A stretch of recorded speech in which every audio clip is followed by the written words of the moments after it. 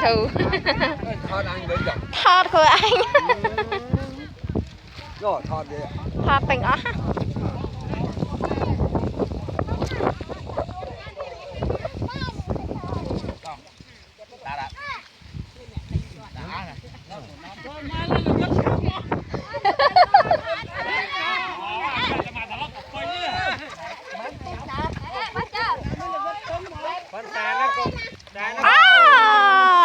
no con ăn đi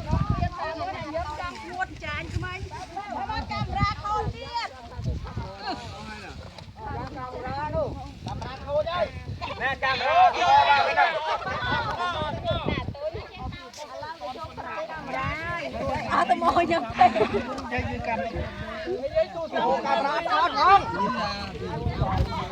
con này ăn tới ơi ê ăn chỗ này nè Ông ngọt thế là cho một con xa. Muốn cho con xa đo ngay. hỏi à ngập lắm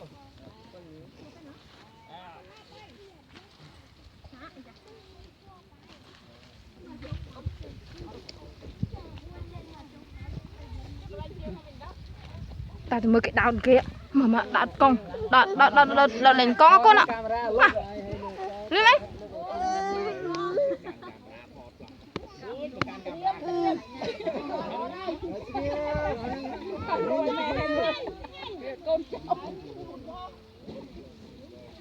nó chạy láng háo con chạy láng chạy lị háo ạ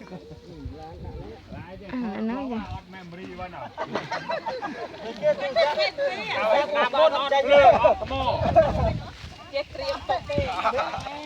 nó ngồi một chân rồi chết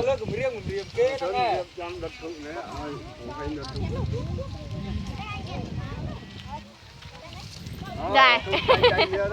chạy nhom tí chứ ý on đi tầm tay mềm đi đã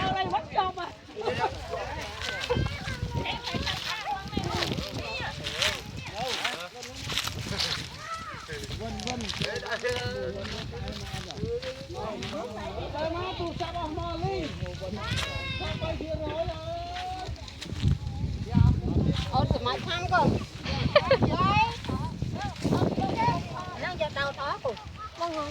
đau thó ăn áo hết ba Ít bô giờ tè bô cho hạt bô tháo mà cho phòng bao tuyết xíu này họ đâu tỉnh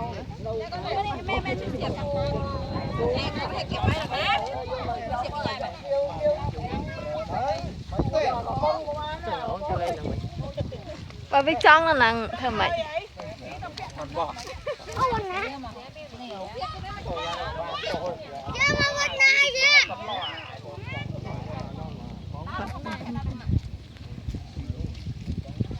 dạ này có phải nè to nè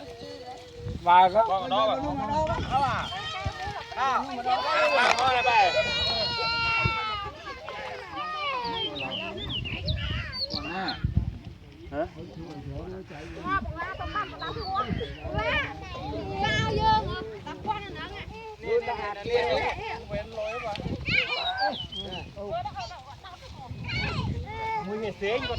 tắp à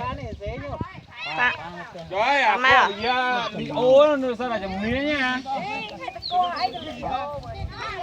ố khô á thọt tụi miếng thọt là ơi thọt à bảo à hay thọt là cười nha chết đi đâu ăn khơi là ra đấy thọt chụp quay thôi cái thôi thọt mới vậy có phải thay